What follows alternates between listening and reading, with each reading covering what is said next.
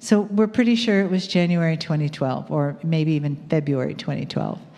But 2012, the early 2012.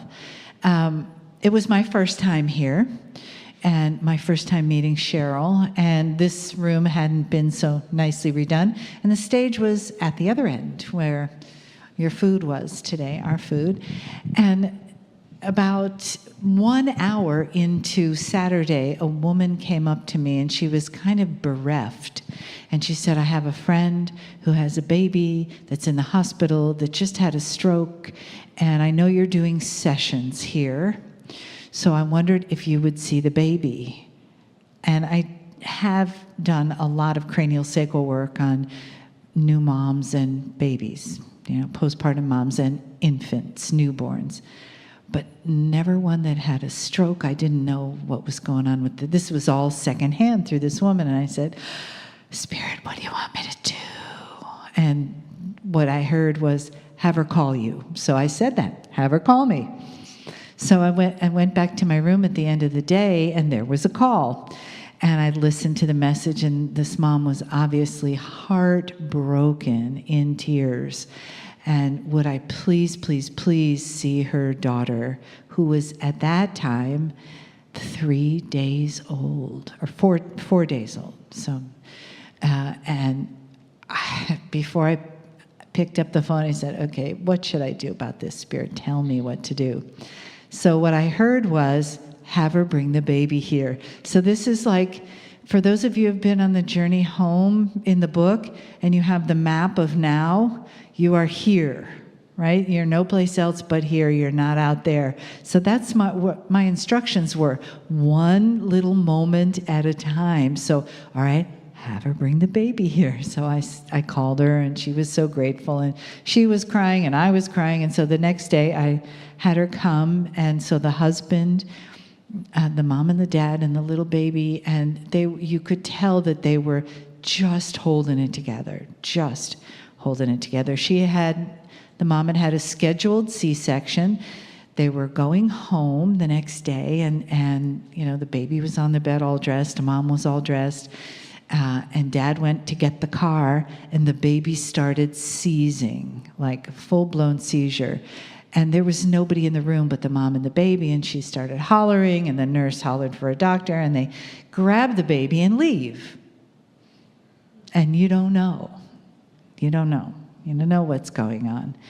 And so when they finally brought her back, she was hooked up and medicated, and they had done x-rays of her brain. They had done a CAT scan, and right here at the base of her brain on both sides were these dark spots, and tiny baby, big dark spots. So, worst case scenario was dead. That part around the brainstem was dead. And I'm holding this tiny little, beautiful, perfect looking baby in my arms, and I'm going, okay, Spirit, okay, what now? Because she felt okay. And I was trying to be very careful that it wasn't just my wishful thinking that I wanted her. I really wanted her to be okay. But she did. Her cranial fluid felt okay, her body, everything, her color, perfect. So I said, okay, what now? And so these people don't know me. They don't know anything about Kryon. They don't know anything. They know one woman in this room that started this whole process, and they were desperate. But they also trusted that the medical community didn't know what to tell them, didn't know what to do. They could offer them nothing. So here they were, and when we had that meeting, we had a really tall stage. We had stairs to go up. It was probably about this high. And so I got up on the stage with the mom and the dad and the baby, and the whole room began to have a wave of this beautiful energy as I told the story. And the parents were already so grateful, and we were all in tears. And we did 3 ohms, and I believe I can't remember exactly. Maybe some of you would remember better.